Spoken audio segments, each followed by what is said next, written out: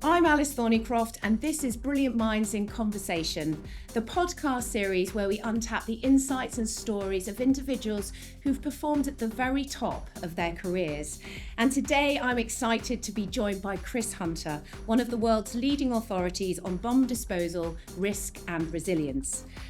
A former British Army intelligence officer and Special Forces bomb disposal specialist in Iraq and Afghanistan, he was described as having the most dangerous job in the world in the most dangerous place in the world. Chris was awarded the Queen's Gallantry Medal by Her Majesty Queen Elizabeth II, and his citation read, "There can be few other individuals who have so willingly and selflessly placed their own lives in danger to safeguard the lives of others." After leaving the military, Chris took his expertise to the front lines of humanitarian conflict recovery, spending the last decade clearing improvised explosive devices in Iraq, Syria, Libya, and beyond. His work has helped rebuild shattered communities, restore safety to war zones, and save countless lives. And today, Chris is a best-selling author, he's a security consultant, keynote speaker, and I'm absolutely thrilled that he's able to join us on this podcast. Welcome, Chris. Thank you, Alice. Now, Chris, you've spent the last 2 decades facing IEDs, followed by humanitarian work. What led you to this very specialist profession? I think the journey that I took, my father died when I was a teenager, died when I was 15. So I was a bit sort of wayward. I'd lost my way, definitely, and decided really that the army was probably the best opportunity. Like most young men, I wanted some sort of action adventure, but I think I certainly found that family unit, that sense of purpose, the sense of adventure, the sense of excitement when I joined the army at 16. So it gave me an opportunity, I think, that I might not otherwise have had. And it gave me a family that I needed desperately at that age, and without a father. And so I joined at 16. I went into military intelligence. I trained as a Russian linguist, but I didn't really enjoy it that much. I wasn't a natural linguist. So when I was 21, I went to Sandhurst, to the Royal Military Academy, where the officer corps is trained within the British Armed Forces. Like all young officers, you're sort of trained to go to the war zone of the day. So did a year of training through Sandhurst, and the war zone of the day was the Balkans War, the Bosnia War. So I went out and led my troop of young men there. Went out and did some jungle warfare training, some Arctic warfare training after that, and then took them again to another operational theatre to Northern Ireland during the Troubles. And it was there that I witnessed a couple of incidents, 2 huge car bombs, which I was kind of stuck in the middle of, but had survived it, but watched this entire sort of episode unfold. And these individuals, when everyone was running away from the scene of the explosion, they were running towards the seat of the explosion, and they were breaking all the car windows and stuff. And it turned out they were looking for, a tertiary car bomb, effectively. And also, it turned out, later on, as I got a little bit older and found out more about my father, he was also a bomb disposal operator during the Second World War. So, you could say it's maybe in my genes, in my blood. But that was the sort of journey I took. And after witnessing those key explosions in Northern Ireland, I decided that was where my path lay. How has difficulty and risk changed over time when dealing with explosive devices? Because, what we see today and where you started, talk to me a little bit about that. Well, I think the short answer is that difficulty and risk is never really about the journey. It's about the outcome, isn't it? And whatever industry, whatever sector you're in, it's ultimately about trying to stop that outcome or to mitigate and reduce the negative effects of that outcome. When it comes to my own sort of landscape, bombs, I suppose we were pitting our wits against the IRA back in the day. And the IRA were the world's leading bomb makers. They were exporting their tactics, techniques, and procedures to other major terror groups around the world, in return for money, in return for arms, in return for narcotics, anything that was tradable, anything that could sort of, further their course. So what we had was, we became the British Army, the world's leading bomb technicians because we were against the world leading terrorists, if you like, and the world's leading bomb makers. And that was for about 30 years. And then in 2003, when the coalition forces went into Iraq and deposed Saddam Hussein and his regime, initially they were welcomed by the Iraqis.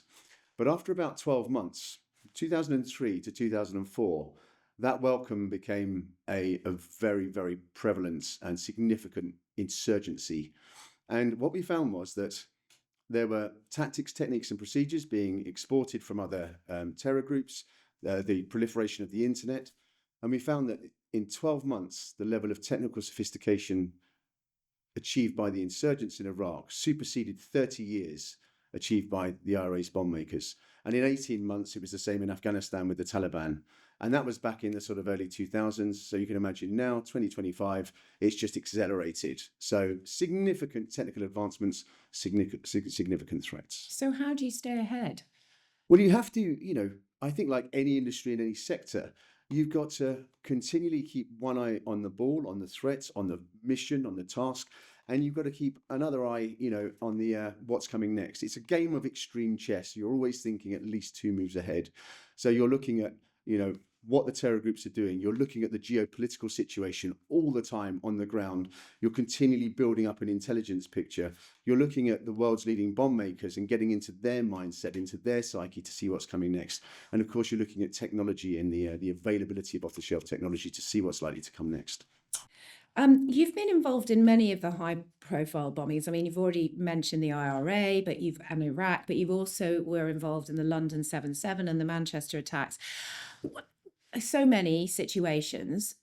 Where have you drawn the biggest lessons from which situations? That's a really great question. Where have I drawn the biggest lessons? And I think the answer is every single terror incident, every single bomb that I render safe provides a new lesson. It may reinforce an existing lesson, but with 7/7, the London suicide bombings in July 2005, it was very much that we weren't really prepared.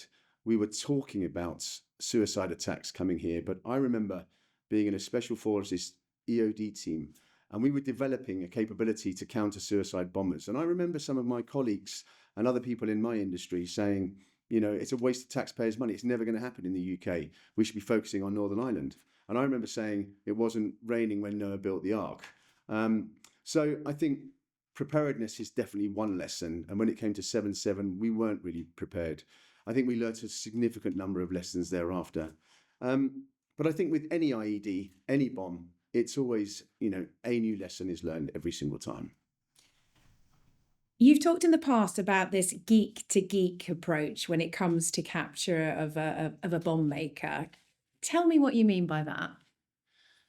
So the geek to geek is an interesting idea because when you're dealing with a bomb, you're not just dealing with the technical composition of the bomb, if you like, the component parts. You're trying to understand what the bomb maker, what we call the tactical design, what they're trying to achieve. Is it something strategic? Is it something operational? Is it something tactical, killing soldiers, civilians, members of the law enforcement community, or is it someone trying to kill me? So we have to try and get into the mind of the bomb maker. And I've found, I've been involved in interrogations. And when I say interrogations, I just want to make it clear that when we carry out interrogations, they are questioning, none of the sort of, waterboarding and things like that. It's not physical, it's a conversation. And I've been involved in these interrogations where, intelligence experts, profilers, people who are really good at getting people to open up have failed when it comes to bomb makers. I've seen law enforcement community trying to do the same and they've failed. And I remember one particular incident where I was dealing with some of Saddam's bomb makers and all the existing measures, all the normal everyday methods, if you like, were failing. And I remember just thinking, I'm going to talk to this guy geek to geek. So I told him he was the best bomb maker I'd ever seen. And, these guys have huge egos as well. So then he started opening up and he drew me, talking about some of the components. So I then started talking technical to technical, and we literally were like a couple of geeks talking about our, specialization. And then he opened up. And then I was able to, go into more sort of probing questions and get the intelligence that we needed from him. That must feel very weird when you do that, when you're facing somebody who is is essentially killing people, and you're having a really technical conversation and getting quite excited about that, that must just be a bit odd. Yeah, I mean, when I say getting excited, I personally think bomb makers are the most evil people on the planet. And one thing I learned as a soldier, one thing I learned as an intelligence officer, one thing I've learned, in the commercial sector is that any competition you have, any opponents, any enemy, any adversary, you don't have to like them, but you do have to respect them, and you've certainly got to understand them. So you have to put your emotions and your ego aside in order to get in there and understand and fully, embrace and achieve your objective, if you like, which is trying to get that information out of them in that context. And in that context, was it just you and him? So yeah, I mean, I was sitting in a room for about 10 hours. That particular story, sitting in a room for about 10 hours. An intelligence officer had spent several hours trying to interrogate him to no avail. A law enforcement officer did the same. And I was just sitting there in this very hot, stuffy room, in the middle of the night. I thought, well, I'd have a go. Nothing ventured, nothing gained. So, yeah, and it worked. One of the things they teach you in the intelligence world is the importance of perception versus perspective.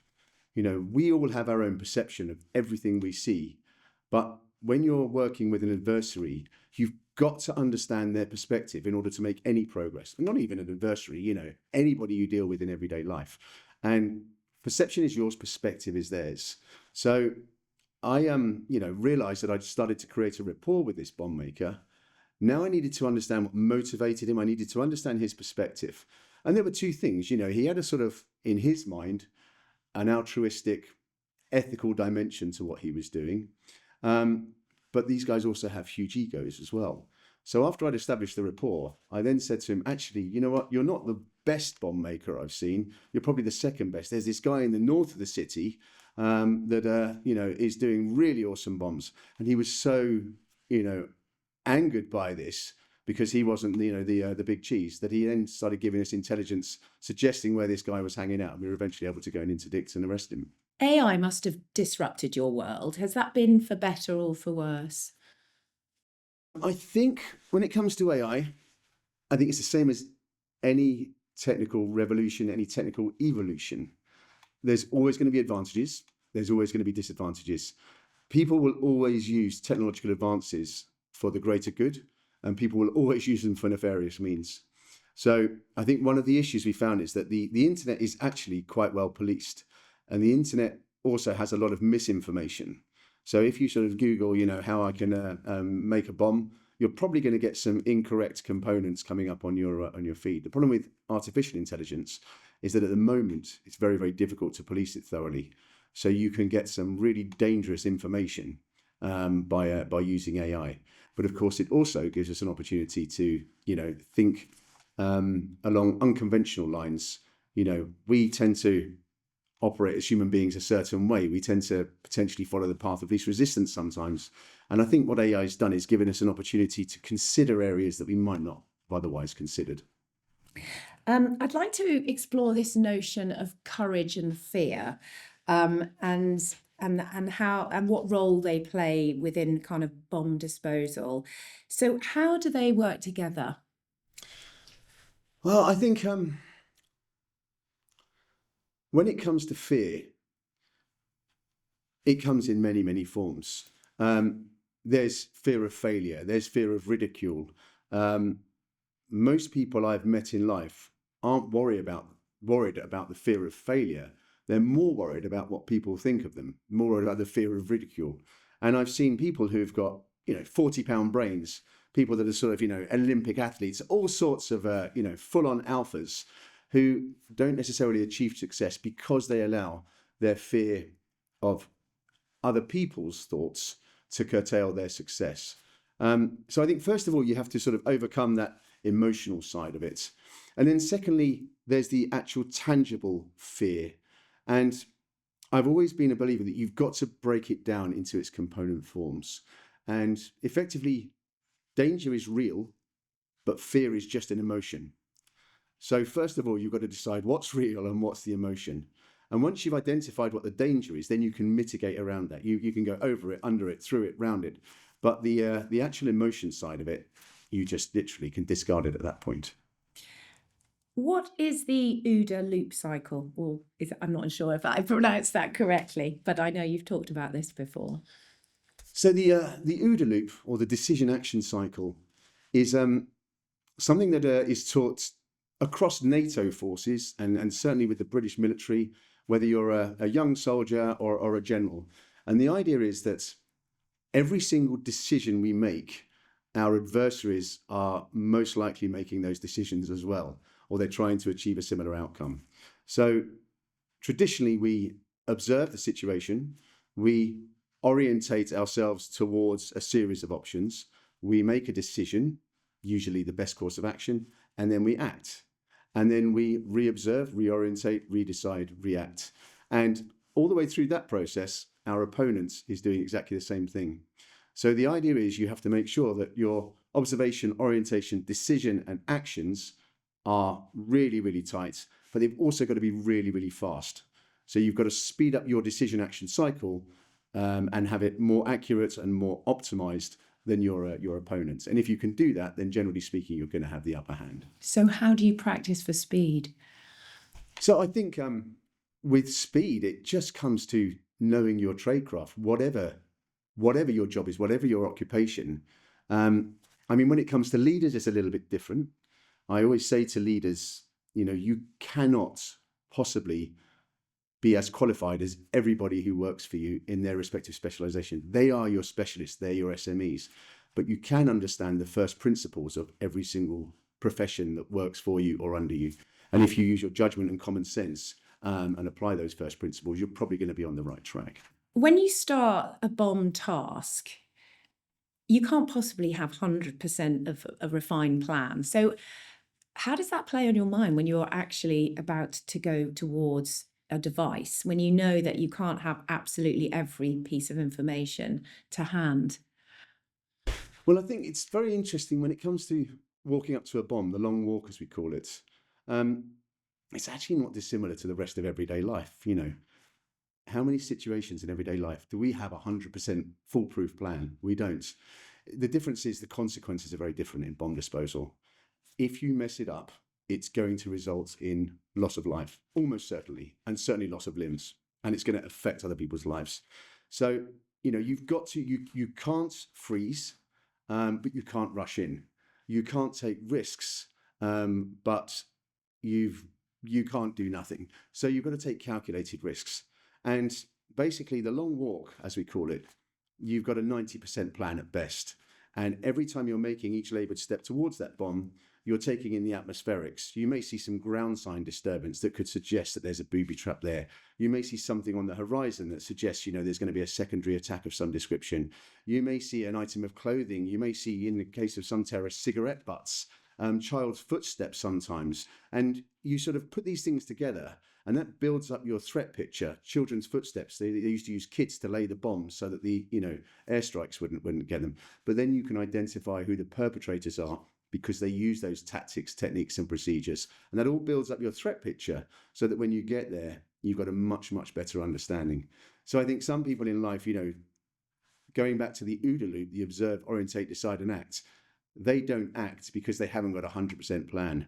In bomb disposal, 90% at best, but you get in there and you refine that plan all the way along as you're making that approach to the bomb. Goodness me. So you're about to face a bomb, and yet what you're doing is you're taking in the real picture right in front of your very eyes as you're doing that. So you've got to have that kind of dual ability to focus in your mind about what you've got to do, but also to be aware enough of your surroundings so that you can use that information real time. Exactly right. Because you can't, it's a profession where you can't say no. You can't say, I'm not going to do this bomb, because, that's your job. And that's the vocation that you've chosen. So, it's the same when a fireman goes into a house and rescues, children from a burning building. I often use the analogy of an airline pilot landing a 747. People talk about my job being brave and courageous. I have spent decades refining my tradecraft and learning my profession. If I tried to land a 747, that would be really brave and really dangerous and really stupid. But it's flown and landed by a qualified professional. So I think the point is, it's not just a 90% foolhardy plan. It's 90% that is absolutely planned to perfection, with that 10% unknown that just refines it and modifies it as you go along. How good are you at kind of trusting your gut instinct? How helpful is that or not? I think my gut instinct is 100% right 100% of the time. Every single mistake I've ever made in my life has usually been because I've failed to follow my gut instinct. And I think, there are certain decisions in life that are really easy, really obvious. We don't need our gut instinct, our intuition for that. I think it kicks in when you're in that part of a process, a decision-making process, where you're just not sure which path to follow, or there is no obvious path. That's the point at which you use your gut. And of course, all it is your brain's ability to compute far more quickly than you can actually rationalize. So I think, every mistake I've ever made because I've failed to follow my intuition. And at those times when I've been unable to actually identify a clear course of action going forwards, if I followed my intuition 100% of the time, it's come good. So you must review your performance. Do you do that sort of casually yourself, or how does that work once you've decided? I think every single aspect of my life I'm continually reviewing. Yeah. Am I a good dad? Am I a good husband? Am I a good son? Yeah. What am I like at my job? Yeah. I think part of it is because of the military. You tend to carry out after action reviews for every single operation. But also I think when it comes to bombs, you need to share that knowledge as well. There are guys that once you're qualified, and they're not going to turn around and say, well, you've been doing it for 20 years, you go and do that bomb, because it might be more dangerous than that one over there, and we'll give that to the young wet behind the ears pup. So once you've got that qualification, that's you. So the idea is that, you've got an old sweat like me who's been doing it for decades, and I see something that's new or nuanced, then I'll immediately get that information out to everybody I know on the circuit, as we call it, so that they can then, know what to be looking for or how to modify their own procedures to render it safe.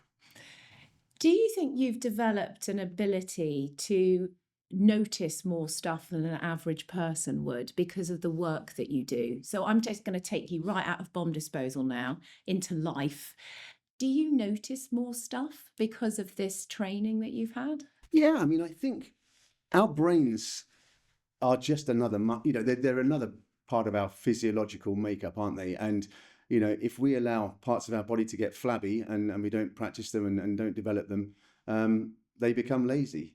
And I think when you're in that landscape where your brain is continually at a heightened state of alert, where you learn to control your emotions so that you can still use your prefrontal cortex and not have to rely on your limbic system, which you use when you're under extreme pressure.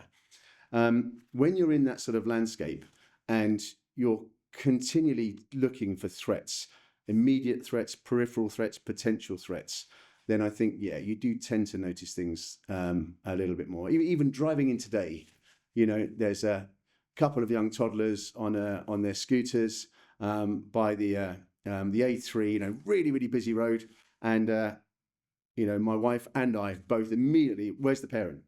Because of the potential hazard or the really likely hazard that there might have been. So, you notice everything in everyday life for sure. You'd be very good in those DVLA tests, where you have to do the commentary on what you see coming up in front of you. That's me admitting I had a speeding fine once, only once. Okay, so you talked a little bit earlier about planning, which is a huge part of what you need to do in your role. But, what happens if the plan A fails? Where do you go from there? So when it comes to the planning, we have a high threat course that it's the highest failure rate of any course in the British Armed Forces. And every bomb tech aspires to go on this course. It means you can go out to the high threat environments. It means that you're operating against the most sophisticated bomb makers. And I remember my boss giving me some great advice and saying to me, whatever happens, if you mess up your assessment tasks, don't throw your teddy in the corner. Just remember there's 26 letters in the alphabet. If plan A fails, if plan A fails, there's another 25 letters in the alphabet. And I think that's the most important thing. You cannot, in bomb disposal, just throw your teddy in the corner. If something doesn't work, then you retire, replan, and then execute another plan. And, I think we tend to do that in everyday life anyway. But doing that in the moment, under pressure, is that not really hard? It's frustrating, I think, when you're doing it in the moment and under pressure. But it's not hard because of the consequences. It's that classic old adage, if you're going down the wrong road, you don't need to keep going down it. You can turn around and come back. And I think, when you're in an environment where the consequences of incorrect decisions are almost certainly going to be loss of life, there's no place for ego. There's no place for stupidity, and also, it's impending danger to you and your team anyway. So, having a condor moment, as we call it, retiring, replanning, and just bouncing off your team as well, so important, especially when you're under extreme pressure. You might just miss something. So when you can bounce the ideas off your team members, and some of them aren't in any way qualified, but they've seen you do it 100,000 times. So they're like, well, yeah, you didn't do that, 999,000 times. So why would you do it this time? And then you just sort of have that, that opportunity to discuss it in a bit more detail and come up with the optimum plan, I think. Have you ever taken yourself out of something because you've just been too tired or not felt right for doing the job?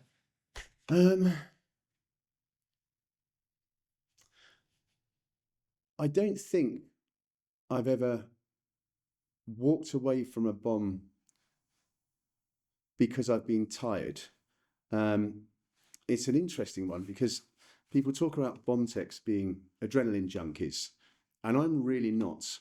When I first started doing it, I would go down to a bomb and the adrenaline would be coursing through my veins. My heart would feel like a drum beat. Extreme pressure, extreme excitement. And interestingly now, several thousand improvised explosive devices later, it is the place where I find absolute solitude. It's the most peaceful experience for me. When I go there, my heart rate comes down. I have this complete focus and never, ever, ever think about death, only ever think about success. And it's interesting when you compare that to sort of, other professions and sportsmen, don't think about failure, only think about winning. In my profession, there is no option for failure. It is only success. It is only winning.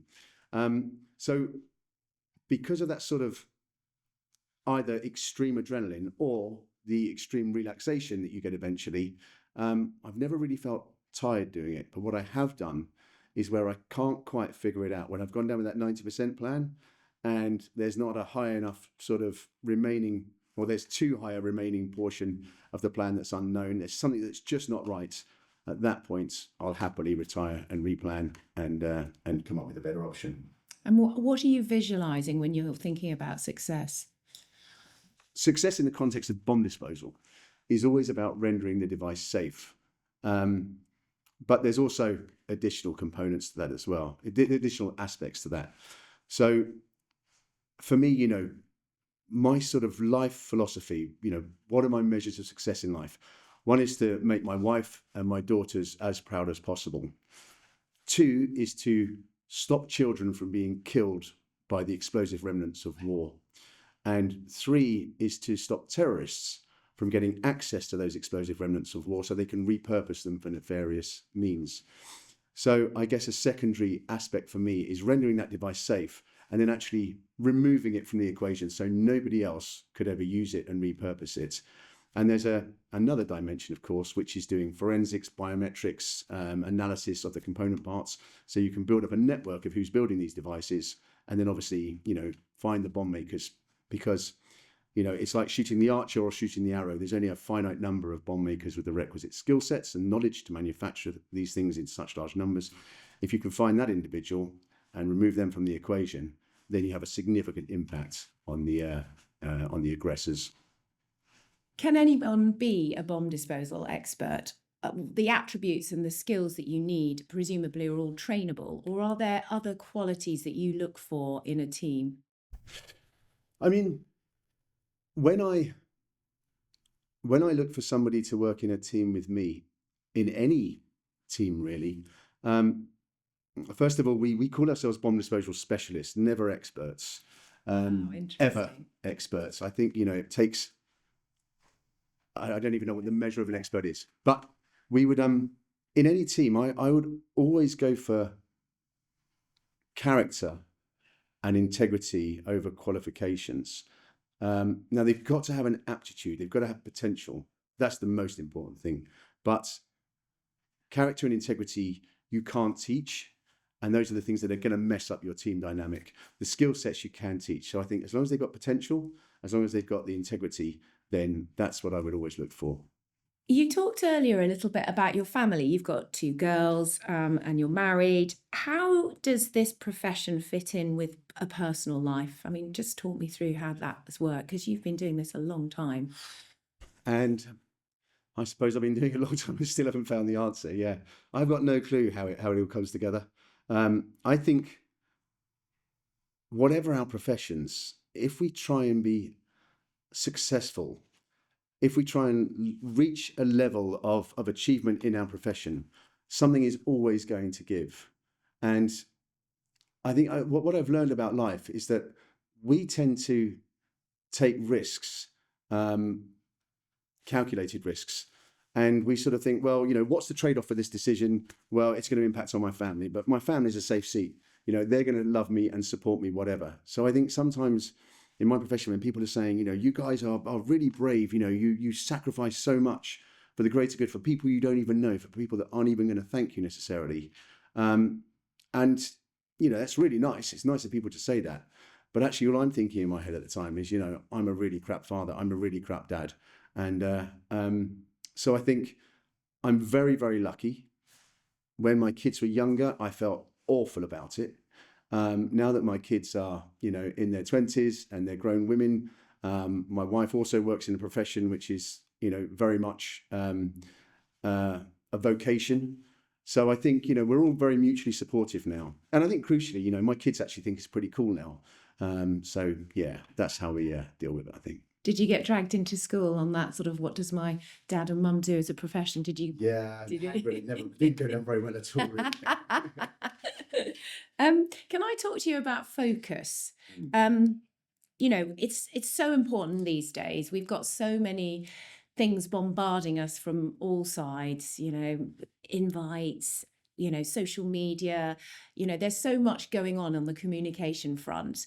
And I do think it's a skill that we are kind of losing. How do you manage to focus? Have you got any tips or any techniques about how you clear your brain so that you can focus on a job in hand, even if it's just for a short period of time? I think probably when it comes to focus, if there was a tip, I've never really, it's a great question because I've never really thought about this, but I suppose for me, it comes from practice. I think with any skill set, if you practice it, it becomes muscle memory, it becomes natural. I think in my case, I think about the consequence, and that makes it very easy to focus because the consequence of not being focused is making a mistake. The consequence of making a mistake is almost certainly loss of life or limb to somebody else or even me. So I think, yeah, maybe practice is really important, and thinking about the consequences and then just, being present in that moment, actually committing yourself and saying, right, I'm here now. It's time to start sparking. Yeah, it's not a very articulate answer actually, because I've never really reflected on it. No, yeah. But presumably when you're doing your job well, a bit like a jazz musician or a sports, a top sports performer, you're in flow. It sort of feels like almost easy. Natural, yeah. I mean, the last job I was doing in Iraq, working for a Swiss NGO, we were clearing 15 improvised explosive devices a day. That was the maximum number we were allowed to clear. Why? Just because of operator degradation, working in 50 degrees Celsius at times, and it was decided that's just no more. We would do 15 improvised explosive devices a day, and quite often the Islamic State, they were really well made improvised explosive devices, but quite often they would be the same makeup of device and in the same pattern. And so you'd go forward and you'd do what we call painting the sand. We'd have a paintbrush, literally, because, it's very, very little contact with the bomb. And it would start to expose parts of the bomb so you can recognize what it is. And then you could start, attacking various parts of the bomb to render it safe and be able to remove it safely for disposal. And then you would deal with the next one, and you would see that was the same, and the next one, and the next one. So you're like, okay, this is great. I've got a pattern here. And it'd be very easy at that point to become complacent. Yeah, I was going to ask about that. Can that creep in? It can easily. And I think any operator that dies, usually it's in the first 2 weeks of their deployment or the last 2 weeks of their deployment. And it's usually because some sort of complacency has kicked in, or they've just lost that focus, which is really sad to say. And I think with us operators, we'll go through all those devices, and then suddenly we'll just see something, an anomaly. It could be a little tiny piece of tape that's suggestive of a different type of device. It could be a tiny bit of white plastic underneath, which suggests there's an anti-handling device. Because every now and again they'll just put something cheeky there, just to try and catch you out. So I think, you might sort of get into a routine, but if you become complacent, then that's basically index. You were talking about working in 50 degrees heat. You have a lot of equipment that you can wear, don't you? But you don't always choose to do that. Yeah, I mean, I think in the military they have lots of equipment, the big bulky bomb suits, robots that always use remote means where possible. In the humanitarian side, it's interesting because there's far more improvised explosive devices and explosive remnants to deal with. But they're the humanitarian sector. They don't have the funding, so you don't have the equipment.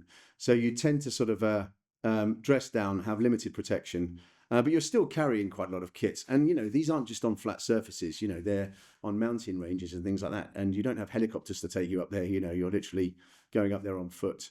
So it can be quite, physically draining, just getting to and coming back from a bomb. And you're obviously away a lot as well, for big stretches of time, months and months. How do you deal with that? I think the time apart is always the hardest.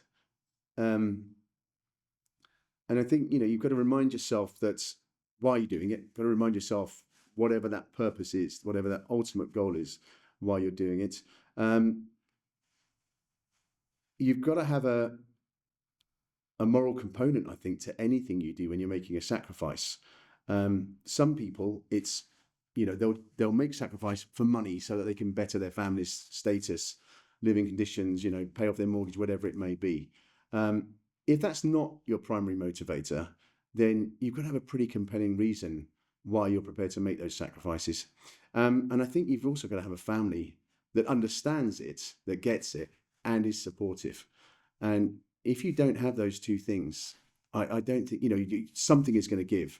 And you may be the best in your profession, but you're going to lose the things that are most important to you.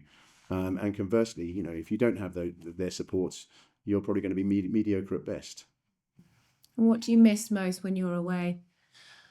I think I always miss the green grass of home. I live in hot, sandy climates. There's usually sunshine. I've probably got a perma-tan these days, but I still love coming home to the rain and the green grass of the UK. And I just love British people.